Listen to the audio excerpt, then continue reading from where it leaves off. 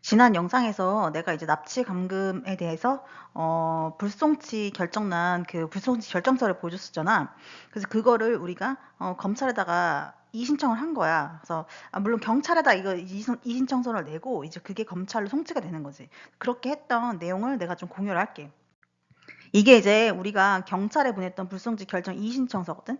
이 내용에 보면은 여기서 이제 뭐 신청인 경찰 결정 내용, 고소 사실, 귀서의 불송치 결정 이유 이거는 뭐 그 불송치 결정서에 나와 있던 내용을 다시 이렇게 반복적으로 얘기하는 거고 5번의 불송치 결정의 부당성 여기서부터 보면 돼.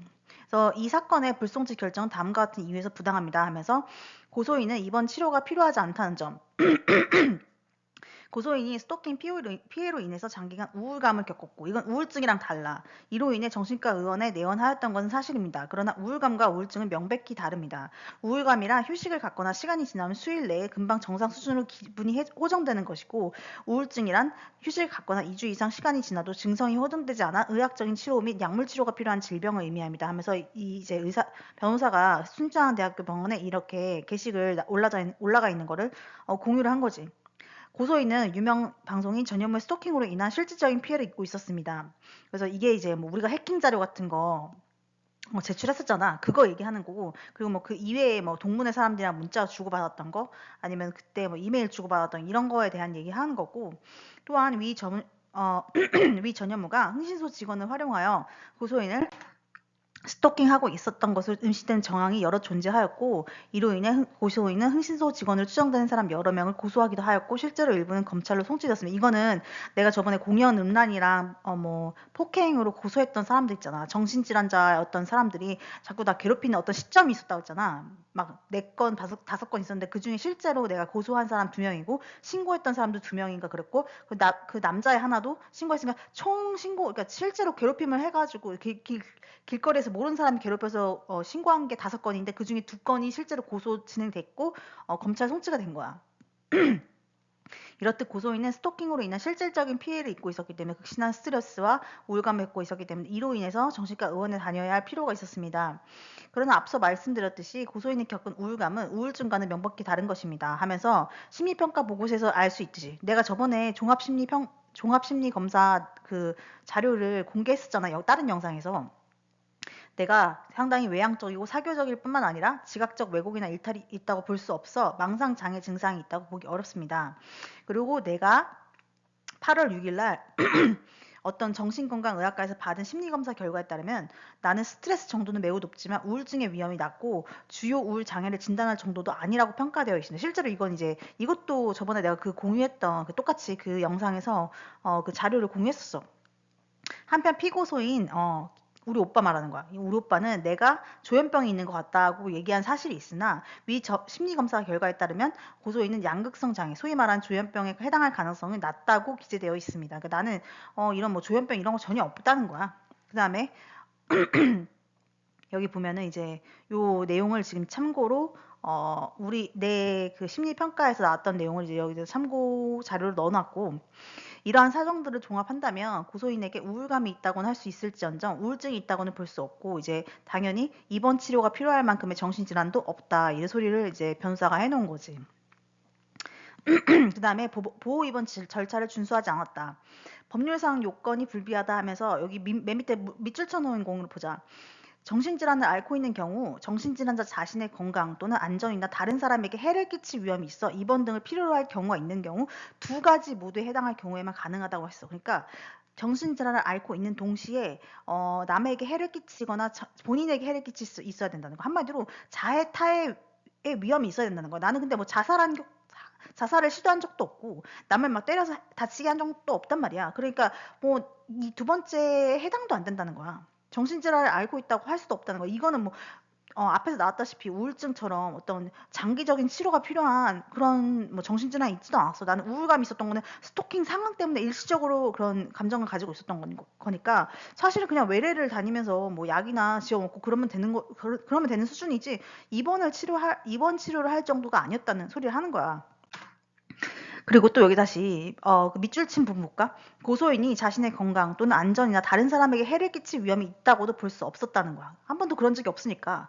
위에 보면은 뭐라고 써 있냐면은 고소인이 정신질환을 앓고 있지 않다는 점 명백하고, 또한 고소인은 외향적이고 사교적일 뿐만 아니라 어려움이나 곤란이 예상되는 경우에도 크게 동요하지 않고 긍정적으로 생각하는 사람. 이거는 다 심리평가 보고서에 나온 거야. 내가 실제로 이런 사람이라고. 자신을 이해하고 수용할 뿐만 아니라 타인에 대한 이해와 수용의 마음을 가진 성숙한 사람이다. 이거는 다 보고서에 나와 있는 내용들이고. 그러니까 남한테 뭐 해를 끼치거나 나 스스로도 막 자살할 그런 사람이 아니라는 거야. 한마디로 이런 요건을 갖추지 못해서 보호 의무자에 의한 입원의 요건을 갖추지 못했다는 거야. 아빠, 엄마가 나를 입원시킬 만한 상황이 아니었다. 이 소리야. 절차상 요건의 불비. 그래서 밑줄 그은 부분. 보호 의무자는 보호하고 있는 정신질환자가 정신의료기관 또는 정신요양시설에 입원 등을 할 필요가 있는 경우에만 이 사람의 경우에는 이 사람의 본인의 의사를 최대한 존중해야 되는데, 뭐 난 존중받지 못했잖아. 나는 차 안에 있었단 말이야. 차 안에 나는 배제돼 있는 상태에서 엄마 아빠가 거기 들어가서 이제 자기네들끼리 이제 뭐 상담한 다음에 알아서 그냥 입원시켜버렸잖아. 그러니까 나는 뭐 의사 5초 받다니까. 그러니까 나는 전혀 뭐 권리를 보장받지 못했다, 이런 내용이 여기도 써 있고. 고소인에 대한 납치가 이루어진 이날도 병원에 도착한 이후에 부친과 모친은 이제 고소인 납치한 신원 미상의 남성 2인으로 하여금 고소인을 차에 있도록 감시하게 했다. 그리고 병원으로 들어가 고소인을 의도적으로 배제한 채 1시간 가까이 의사와 외래 상담을 했다. 그리고 이때 미국에서 겪었던 일에 대해서 사실과 전혀 다른 거짓말을 했다. 그러니까 즉슨 지금 이 상황에서 봤을 때 엄마 아빠가 일부러 나를 배제시켰고 내가 내 의사를 존중하지 않았다는 거야, 전혀. 그러니까 지금 이 무슨 정신질환자 복지 서비스 지원에 관한 법률을 전혀 지키지 않았다는 거야. 위반했다는 거야. 두 번째 페이지로 가면 어, 의사와의 외래 상담 과정에서 뭐 고소인을 배제시키지 않았다면 부친이 거짓으로 상담한 내용을 고소인이 바로잡았을 것이고, 이러한 절차가 지켜졌다면 고소인에 대한 감금도 이뤄지지 않았을 거다. 그러니까 내가 참여했다면 사실을 얘기해서 전혀 내가 뭐 정신질환이 없다는 거를 바로 입증했을 거라는 거야. 피고소인 부친은 고소인을 감금할 목적으로 상담 과정에서 고소인을 철저하게 배제하고 담당 의사에게 사실과 다른 거짓말을 진술했으며, 고소인을 납치한 신원 미상의 남성에게 고소인을 감시하도록 한 것으로 생각됩니다. 소결. 그래서 우리는 이제 어쨌든 법을 지키지 않았다는 얘기를 하는 거야. 위법하다 이거야. 정신질환도 없을 뿐더러 정신질환이 만약 있다 하더라도 이런 방식으로 납치해서 감금할 수는 없다는 거야. 내 의사를 존중해서 판단해야 된다는 거야. 의사가 나랑 같이 상담했어야 된다는 거야. 그리고 거기다 구체적인 목적과 동기도 있었다 이거야. 피고소인 부친에게는 감금의 동기가 존재했다. 뭐냐? 납치 감금을 하게 된 동기는 고소인이 전 업무로부터 받은 스토킹 피해에 대해 수십 건의 언론 제보를 하였다는 이유로 고소인의 친오빠 회사에 계약 파기와 협박이 끊이지 않았기 때문이라는 거야. 이건 우리 집에 와서 얘기했다고 했잖아. 피고소인 부친은 납치 3일 전에도 고소인이 거주하는 오피스텔 앞으로 찾아와 언론 제보 멈추커를 10여 분간 종용했고, 감금 이후 병원에 면회를 왔을 당시에도 앞으로 언론 제보나 고소를 하지 않을 것을 계속해서 강요하며, 그렇게 하지 않을 시에는 퇴원시키지 않겠다는 의사를 밝힌 바 있습니다. 이렇게 얘기한 거지. 감금의 동기가 없었다 이런 식으로 불송치 결정서에 써 있었잖아. 분명히 있었다는 거야. 그럴 이유가 있었다. 감금시키고 납치 감금할 동기는 바로 우리 오빠였다는 거지. 우리 오빠한테 피해 주지 말라 이거야. 피고소인 부친의 주장이 사실이라면 협박받은 사실을 고소하면 되는 것이지, 해킹과 스토킹의 피해자인 고소인이 이를 감수해야 될 어떠한 이유도 없습니다. 그치? 전현무가 실제로 협박했으면 전현무를 고소했어야 되는 거야. 근데 아빠가 되게 얼토당토한 행동을 한 거야, 결국에는. 그럼에도 고소인으로 하여금 언론 제보를 멈추도록 종용하고 고소인이 이에 반발하자 감금이라는 수단을 선택한 거야. 그러니까 동기가 있었다 이거야. 범행 동기가 되게 중요해. 범행 동기가 확실하고 고소인을 감금하겠다는 명확한 목적을 가지고 상담 과정에서 철저히 배제시키고 의도적으로 강제 입원을 시킨 거다. 피고소인 부친이 감금 행위에 이른 일련의 과정. 참고자료 22와 23. 우리가 이제 이거 다 했는데 여기서 보면은 진료 내용 같은 걸 우리가 첨부를 했어. 그러니까 내가 의사랑 감금이 이뤄지기 전에 이제 외래를 봤었잖아. 외래를 스토킹 상황에서 불안과 스트레스가 내가 높아진 상태에서 내가 진단서가 필요할 거라 생각해가지고 일부러라도 병원을 다녔단 말이야. 그때 당시에 이제 병원에 있는 의사랑 내가 상담할 때, 부모님은 내가 자꾸 과잉 반응한다고 생각하고 오늘 오빠하고 아는 사이인데 전현무가 아빠는 만나서 물어보고 설득하겠다고 하는 거 자꾸. 그 내가 분노하고 반대했어. 아빠가 뭐라고 했냐면은 전현무가 왜 자꾸 너한테 스토킹하고 해킹하는지 아빠가 만나서 물어볼까 이러는 거야. 그 내가 어이가 없는 거야. 스토커를 왜 만나? 그 스토커한테 왜 물어봐 그거를? 그냥 스토커는 범죄자일 뿐이고 그런 사람은 처벌해밖에 그냥 깜빵에 집어넣어야 되는 거야. 근데 아빠가 자꾸 나한테 그러는 거야. 아빠가 가서 설득을 해보겠다는 거죠. 말도 안 되는 소리 하지 말라고 내가 어이없는 소리 하지 말라고 내가 막 그랬거든. 근데 그 소리는 뭐냐면은 우리 아빠는 내가 스토킹 당하는 걸 믿고 있었다는 거야. 알고 있었다는 거야 이때. 근데 어쨌든 그걸로 인해서 내가 언론 제보하고 고소하고 막 폭로하고 다니니까 오빠 회사에 그게 피해를 주고 있었다는 거잖아. 그러니까 아빠는 결국 오빠 편 든 거야. 그래서 내가 만나서 설득당할까 봐 아예 만나지도 말라고 했어. 그냥 아빠한테. 왜 만나 아빠 그러면서 내가 그런 거야. 5월 13일 진료 내용에 보면 부친이 오빠로부터 내가 조현병이 있다는 말을 듣고 온 후에 고소인에게 조현병을 언급했으면 알 수 있습니다. 이것도 이제 그 상담 내역에서 나온 거야. 아빠한테 조현병이라는 말을 어디서 들었냐 했더니만 경찰서 가서 진술하라고 했어 내가. 그러니까 그때 갑자기 말이 없어져. 그러니까 내가 명예훼손으로 오빠를 고소하겠다고 막 난리를 쳤어. 조현병이라는 말을 왜 오빠가 하냐 이거야. 이때가 폭로글 막 올리고 이럴 때쯤이었어. 근데 그때도 폭로글에 막 댓글이 조현병 조현병 이런 게 진짜 많이 달렸어. 그 내가 이미 그 말에 되게 민감해 있을 때인 거야. 왜 이런 글이 이런 식의 뭐 정신병자라는 식의 댓글이 달리지 하는데 그 와중에 아빠가 또 그 소리를 하니까 어디서 듣고 왔냐 이거야. 우리 아빠가 저런 말을 어디서 듣고 얘기할 사람이 아니야. 우리 아빠 그런 거에 관심이 없어 별로. 근데 무슨 조현병이란 말, 그 너무 특정 단어가 계속 반복적으로 누군가한테서 계속 들려오는 것 자체가 웃긴 거야 내가 보기에는. 나는 저 말을 태어나서 들어본 적이 없어. 근데 저거를 갑자기 댓글에서 막 조현병 조현병 조현병 막 달리더니만 갑자기 아빠가 그 소리 하는데 아빠가 오빠가 그 소리 했다고 그 소리를 한 거야. 엄마한테 그 얘기를 들었다는 거야. 엄마도 오빠가 그 소리 했다. 그러고 아빠한테도 물었더니 이거 오빠가 얘기했던 거잖아. 이랬어 내가. 그랬더니만 아빠가 가만히 있어. 가만히 있는 건 묵인한다는 거지. 결국 인정해 인정. 아니면 아니라고 하겠지. 아무튼 그래가지고 내가 생각한 게 이제 오빠 통해서 그런 식으로 들어왔고 엄마도 한번 언급을 한 거야. 오빠가 그런 식으로 얘기했다고. 그래서 내가 그거 녹음한 것도 가지고 있어. 아무튼 그래가지고는 내가 이거를 가지고 오빠를 이제 명예훼손 고소하겠다고 난리를 쳤거든. 그래서 어쨌든 간에 2026년, 4년 6월 10일자 진료 내용에 보면은 자꾸 전화해서 전현무에 대한 폭로를 내리라고 연락했다는 걸 알 수 있다. 그러니까 한마디로 아빠가 계속 강요를 했던 거야, 나한테. 언론 제보나 폭로나 고소 이런 거 하지 말라고 계속 강요했던 전화 내용, 문자 내용 엄청 많아. 그러니까 지금 그런 게 다 감금 동기가 된다는 거야. 그렇게 아빠가 그렇게 막 나를 어떤 행동을 중단하게 만들려고 했는데 그게 안 먹혔어. 그러니까 강제적으로 나를 병원에 입원하면서 너 퇴원 안 시켜 이런 식으로 했다는 거야. 그래서 그때가 이제 중앙대 면접 볼 때였어. 그러니까 내가 안 그래도 지금 면접 준비해야 되는데 아빠가 자꾸 전화해가지고 글내리라고 막 이런 소리 하니까 내가 짜증 엄청 냈어. 나 인터뷰 망치면 아빠가 책임질 거냐고 내가 엄청 난리를 쳤거든. 그래서 뭐 전화 와서 글내리라고 하니까 내가 그 상태에서 면접 가면 내가 할 수 있는 것보다 잘 못한다는 그 마인드를 느끼게 된 거지. 이런 일련의 과정으로 인해서 고소인은 피고소인들에게 느끼는 분노가 컸어. 엄마 아빠한테 진짜 화가 나 있었고 오빠한테도 엄청 화가 나 있어서 내가 연락 다 끊은 거야. 그래서 가족과 연락을 하지 않게 됐습니다 하면서 이것도 이제 진로 기록에 나왔던 거야. 이런 상황들이 이제 공공해지면서 어려움이 컸다. 화나기 전 1.5는 타인의 눈빛이 호의적으로 느껴지지 않아 기분이 예민하면 계속 있어. 이를 적고 기우겠다. 이건 이제 미국에서 있었던 일 얘기하는 거야. 미국에서 약간 인종차별이 되게 심해졌었거든. 그때 코로나 이후에. 그래서 코로나 이후에 되게 코로나 때보다 코로나 이후가 더 힘들었어. 이게 분명히 이제 모든 게 다 풀렸으면은 약간 인종차별이 내려갈 거라 생각하잖아. 인종차별이 원래 코로나 당시에는 이제 중국인이나 아시아 사람에 대해서 인종차별 되게 심해졌었단 말이야. 근데 그게 다 상황이 해결됐는데도 인종차별이 사라지지가 않는 거야. 여전히 사람들이 되게 착하게 대하는 거야. 그게 나한테 엄청 스트레스여가지고 그래서 한국 들어온 건데 외에 이제 하지만 현재 가족한테도 분노가 커서 컨택트가 없다 이런 식으로 한 게 이제 그때 당시에 엄마 아빠랑 연락 끊었는데 근데 나에 대해서 어떻게 병명을 딱 정해가지고 그런 얘기를 하냐 이거야. 어떤 이런 과정에서 언론 제보를 멈추게 했다는 목적이 더해져서 고소인에 대한 감금 행위가 이루어졌다 이런 식으로 얘기한 거고. 퇴원 이유에 대해서도 이제 부친이 거짓말했다는 거야. 불송치 결정서 이유에 보면은 뭐 고소인의 상태가 좋아질 기미가 보여서 퇴원을 결정했다고 했지만 이건 봐봐. 나한테는 중증 우울증이나 망상장애가 전혀 존재하지 않아. 그러니까 상태가 좋아질 기미가 있었다는 말 자체가 성립할 수 없어. 그리고 봐봐. 중증 우울증이 한 달 병원에 있는다고 나아져? 망상장애가 한 달 병원에 있는다고 나아져? 실제로 그런 병이 있다고 쳐봐. 막 자살하려고 하고, 막 타살하려고 하고, 아니면 누구를 막 해치려고 하는 그런 성향을 가진 사람이 한 달 병원에 있는다고 나아져? 이게 말 자체가 성립할 수 없는 말인 거야. 말도 안 되는 소리 하는 거야.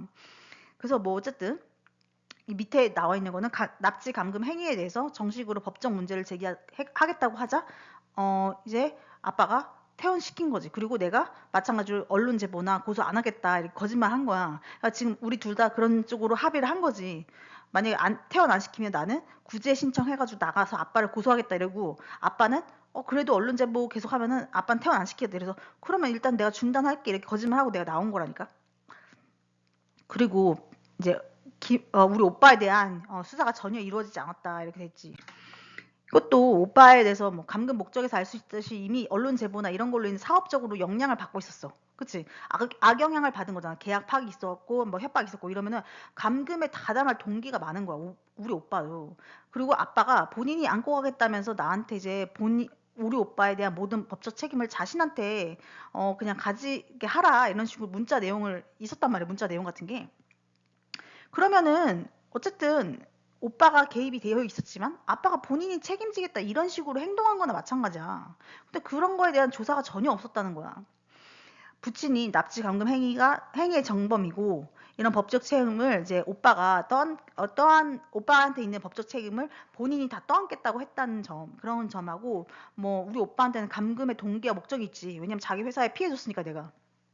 그러니까 공범으로서의 관여 여부에 대해서 추가적으로 수사해야 되는데 이런 거 하지 않았다는 거야. 그러니까 우리가 이거 재수사해달라 이거 한 거고 그리고 관할이나 담당 수사관을 교체해달라 그런 게 그 여자 수사관 내가 그 원래 이름이 있어야 되는데 불송치 결정서에 없었다고 했잖아. 그래서 팀장 이름만 올라가 있고 원래 진짜로 내 사건을 수사했던 여자 수사관의 이름이 빠져 있었다고 했잖아. 그 여자에 대해서 이제 교체해달라고 한 거야. 관할서도 화성 동탄 말고 뭐 딴 데로 옮겨달라 이 소리 한 거야. 스토킹 진정 사건 진행 과정에서의 위법한 개인정보 수집 정황 이것도 그 수사관 정 씨에 관련된 거야. 내가 그 납치 감금을 당했던 장소가 수원 남부경찰서였고 그때 내가 갔던 게 윗집에 있는 흥신소 직원으로 추정되는 그 외국인 여자한테 포스트잇 2번 붙였다가 거기 경찰에 출석했는데 그때 아빠가 거기 차대고 있다가 나를 납치했다 했잖아. 그러니까 아빠의 연락처를 알고 있는 그 수사관도 웃기고 왜 알고 있냐는 거야. 우리 아빠 연락처를 어떻게 알았냐는 거야. 나는 경찰에 아빠 연락처 준 적이 없는데. 그리고 아빠 연락처 알고 있는 것도 수상한데다가 그리고 아빠한테 내가 출석하는 시간을 왜 알려줘? 지가 뭔데 알려줘가지고 거기 아빠가 차를 대놓고 사설업체 거기 동원해서 거기 서 있냐는 거야. 그 경찰이 어떤 방식으로 아빠 연락처 수집했는지도 웃기고 아빠랑 개인적으로 연락해가지고 내가 언제 거기로 가는지 언제 경찰서에 나오는지를 왜 알려줬냐 이거야. 그래서 봐봐 여기 밑에 보면은 그 첫 번째 캡처의 맨 밑에 고소인은 그 윗집에 거주하는 그 외국인한테 해당 포스트잇 붙일 때 나를 특정할 만한 어떠한 정보도 작성하지 않았는데도 불구하고 특정이 됐어 알아서. 그렇잖아. 내가 막 호수, 이름, 전화번호 이런 거 하나도 안 적고 CCTV도 안 찍혔다고 했잖아. 그런데 나를 특정했어. 그 수원 남부경찰서의 이 형사는 당초 CCTV를 통해 고소인의 신분을 특정하였다고 하다가 고소인의 CCTV에 대한 정보공개 신청을 거부한 후에는 다른 방식으로 고소인을 특정했다고 말을 바꾼 바 있습니다. 고소인이 이에 대해 구체적으로 묻자 이전에 고소인이 방송인 전현무를 스토킹 혐의로 고소한 사건에서 보호자로 아버지 피고소인의 부친 전화번호를 기재했다고 답변했어. 이거 우리가 이제 정보 공개한 다음에 이의 신청해가지고 얻어낸 자료야. 그러나 고소인은 해당 내용을 확인하기 위해 고소장에 대해 정보 공개 청구했는데 여전히 이 부친의 연락처가 없다는 거야. 그러니까 나는 한 번도 경찰에 부친의 연락처를 준 적이 없는 거야. 그래서 결국 정보공개 청구가 기각됐어. 그러니까 얘네가 뭐랬냐면 부존재하기 때문에 이거를 더 이상 뭐 정보공개를 해줄 수가 없대. 부존재하다고 연락이 왔고 그걸 우리가 참고 자료로 낸 거야.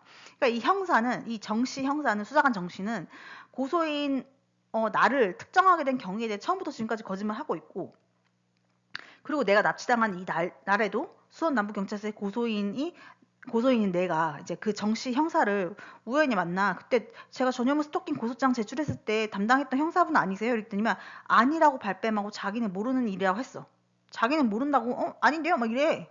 그래서 나중에 정보공개 청구 신청하고서는 이제 이의 신청하니까 이 정씨 형사가 본인이 모른다고 했던 내 사건을 맡았다는 이유로 나를 그 포스트잇 사건 그 윗집에 포스트잇 붙인 사건에 대해서의 피해자로 특정했다고 이렇게 자신의 말을 번복하는 거야. 그러니까 이 수사관 정 씨가 거짓말을 계속해. 모든 게 정보공개 청구를 통해서 거짓말 계속 나오는 거야. 부존재 나오고 계속. 그리고 이때는 이렇게 주장하고 나중에 다르게 주장하고 다시 또 이렇게 반대로 주장하고 막 엉망진창인 거야. 이 사람 말 중에 일치되는 게 하나도 없는 거야. 근데 이 사람에 대해서 우리가 이제 고소장 나중에 다시 냈어. 내가 다시 고소장 냈어. 이 사람에 대해서는 지금 수사하고 있는데 어쨌든 고소인이 전현무에 대해 스토킹으로 고소했던 고소장에 대한 정보공개 청구한 것에 대해 고소장이 부존재하다는 회신을 받았어. 그러니까 고소장도 없고 뭐 스토킹으로 제대로 뭐 상담받은 내용도 없고 거기에 붙인 연락처도 없고 그러니까 온갖 종류의 정보공개 청구 다 했는데 다 부존재했어. 다 부존재. 그러니까 하나도 이 정 씨가 주장한 내용이 객관적인 자료로 입증되는 게 하나도 없는 거야. 그럼 이 사람은 흥신소에 연루된 사람이라고 볼 수밖에 없는 거야. 이 사람이 공적인 기록을 통해서 나에 대한 어떤 정보를 얻은 적이 없는데 그런 정보가 다 부존재하다고 하는데 어디서 그럼 우리 아빠 전화번호 나타났냐 이거야 갑자기. 그거 웃긴 거야. 그때 당시에 그리고 내가 막 스토킹으로 전현무 고소했을 때 그때 당시에 뭐 이 사람이 고소장에 대해서 접수 처리도 안 했었어. 그러니까 한마디로 어쨌든 이 사람은 우리 아빠 전화번호를 알 수 있는 방법이 없다. 이게 우리의 포인트인 거야. 근데 어떻게 알았냐? 그리고 왜 우리 아빠한테 전화해가지고 내가 경찰에 몇 시에 출석하는지 왜 알려줬냐? 이거야 포인트는. 그래가지고 이제 뭐 그 밑에도 그런 내용들이고 주로 어쨌든 이 피고소인, 그러니까 이 정씨 형사랑 우리 아빠 간에 개인정보가 위법하게 유출되고 의심스러운 정황이 있다. 그러니까 이 둘의 관계에 대해서 혹은 이 정씨 형사가 어떻게 개인정보 수집을 했는지 우리 아빠 전화번호 어떻게 알았는지 한번 조사해달라 이 소리야. 그리고 뭐 특정 경위에 대해서도 조사해달라. 근데 그 특정 경위보다는 사실 우리 아빠 전화번호 어떻게 알았냐가 제일 중요한 거지. 우리 아빠 전화번호 왜 알았고 어떻게 알았고 우리 아빠한테 내가 경찰 출석한 시간 왜 알려줬냐 이거야. 그러니까 납치 감금이 전현무 사건에 대해서 내가 언론 제보하다가 벌어진 일이잖아 결국에는. 근데 거기에 수사관 정 씨가 껴있는 거야. 그러니까 이 사람 같은 경우도 우리 아빠한테 일부러 납치 감금할 시간을 알려준 사람인 거야. 그러니까 이런 상황들이 한 명의 잘못으로 이루어지는 게 아니라 여러 명이 개입이 돼 있는 거고 조금씩 책임을 나눠 가져버리니까 사실은 이거를 이 큰 그림을 그려서 한 명씩 쳐내야 되는 거야. 한 명씩 조져야 되는 거 한마디로. 그러니까 내가 그렇게 한 거야. 아빠대로 조지고 오빠는 오빠대로 조지고 수사관 정씨대로 조져야겠구나 이 생각하고서는 각각의 고소를 한 건데 이제 그게 큰 그림으로 그려봤을 때는 그렇다는 거야. 오빠는 전현무랑 연관이 있고 오빠가 자기 회사에 협박 들어오고 막 계약 파기가 있으니까 그거 가지고 아빠한테 얘기했고 아빠는 이제 오빠 회사에 피해 준다는 이유로 나를 납치 감금을 해야겠다 하는 와중에 이제 수사관 정 씨가 거기 갑자기 끼어들어가지고는 나에 대한 정보를 알려준 거야. 아빠 전화번호 어떻게 알았는지 모르겠지만 아빠한테 갑자기 연락이 와서 내가 언제 경찰에 출석하는지 이 시간을 알려준 거야. 날짜와 시간을. 그러니까 아빠는 그 시간에 갑자기 차를 대고선 거기 사서업체 동원해서 서 있다가 나를 납치한 거지. 그러니까 이게 모든 게 이게 사건이 루프가 있는 거야 지금. 그리고 말했다시피 수사관 정 씨가 껴들은 거는 윗집 여자 때문이야. 흥신소 여자 때문인 거야. 그 여자는 흥신소 여자가 맞아. 외국인 여자고 뭐 시도 때도 없이 소음을 일으킨다니까. 집에서 계속 있어. 내가 뭐 하는 사람이냐 나중에 물었더니 학생이래. 학생이 왜 학교를 안 가? 평일날 낮에 나는 일을 하고 있어. 연구하고 있어. 집에서. 근데 위에서 소음을 계속 일으킨다니까. 아무 이유도 없어. 학교 갈 시간이야. 안 가. 그러고 있는 거야. 근데 외국인한테 뭔가 돈을 찔러주면서 계속 소음 일으켜라. 그리고 위에서 벽두지 카메라 쳐봐라. 그러고서 핸드폰에 띄우고 이러면은 괴롭힘의 어떤 방식인 거지. 그러고서는 포지티 붙였더니만 스토킹을 진정시키고 그러고선 그걸 우리 아빠한테 얘기해가지고 결국 납치하게 만들고 이게 지금 상황이 이렇게 돌아가고 있는 거야. 이게 진짜 웃긴 게 뭐냐면 일반인이 생각하는 그런 스토킹이 아닌 거야. 일반인들은 그냥 지가 집 앞에 가서 앉아 있겠지. 시간이 많으니까. 그리고 지가 막 쫓아다녀. 지가 막 위협해. 근데 전현무가 그렇게 하겠어? 전현무가 그렇게 멍청하게 행동하겠냐고. 전현무는 지가 번 돈으로다가 흥신소 고용하고 흥신소가 이런 어떤 개입한 정황들인 거지. 사설업체 동원하는 거 우리 아빠 성향이 아니라니까. 우리 아빠가 자기가 돈 주고서는 사설업체 동원해서 누구를 납치 감금하는 그런 성향이 전혀 아니야. 우리 오빠라면 할 수 있어. 우리 오빠라면 아빠한테 시킬 수 있어. 그렇게 하라고. 근데 아빠의 성향은 그런 성향이 아니라는 거야. 근데 그렇게 일이 벌어지고 그 아빠를 어떤 방식으로 경찰서 오게 만들고 이런 게 다 이렇게 짜여진 각본처럼 이루어지는 거야 지금. 어쨌든 뭐 이런 거에 대해서 지금 무성의하게 일 처리하고 있다는 거. 수사관이 그냥 뭐 나는 전인교원 심사에 지원하지 못하는 거 그렇잖아. 면접 못 갔잖아 결국에는. 면접도 못 가. 그리고 갔다 와서 납치감금 당할까봐 또 당할까봐 내가 막 약간 무서워하면서 밖에 나가서 인터넷 확인도 못해. 이러면서 막 피해를 엄청 입은 거야. 근데 이런 무성의하게 아빠가 했던 말이나 아빠가 냈던 뭔가 말도 안 되는 서류 같은 거 가지고 뭐 다 불송치 시켜버린 거잖아. 그러니까 나는 별로 조력을 얻지 못했으니까 우리는 이거를 경찰서를 바꿔주거나 담당 수사관 교체해주거나 어쨌든 그렇게 해달라 이 얘기를 한 거야 우리가. 그리고 대지신문 해달라는 거야. 서로 의견이 충돌되는 부분에 대해서 다시 신문해달라 이거야. 어쨌든 이래서 뭐 감금 어제가 명백하다 이렇게 쓴 거고 거기다 우리가 이유서 하나 더 냈어. 이게 경찰에다가 우리가 먼저 불송치 이의신청서를 내는 거거든. 근데 경찰에 있던 이의신청서가 이제 검찰로 넘어간 거야. 송치가 된 거야. 그 다음에 우리가 이유서 한 번 더 냈는데 뭐 이미 불송치 이의신청서에서 많이 썼기 때문에 이제 이유서는 짧게 쓴 거야. 수사기관에 위협적인 수사하면서 그 정씨 있잖아. 수사관 정씨에 대해서 다시 우리가 언급을 한 거야. 이 사람이 이제 납치 감금 과정에 되게 밀접하게 관계가 돼 있으니까 이 사람을 좀 제대로 조사해달라 이거 우리가 부탁한 거지. 근데 제대로 조사가 안 돼서 결국에 내가 이 정 씨에 대해서 따로 고소장 내는 거야 나중에. 지금도 수사 중이야. 이 사람 나는 분명히 그 뭐지 관여돼 있는 사람이라고 생각해.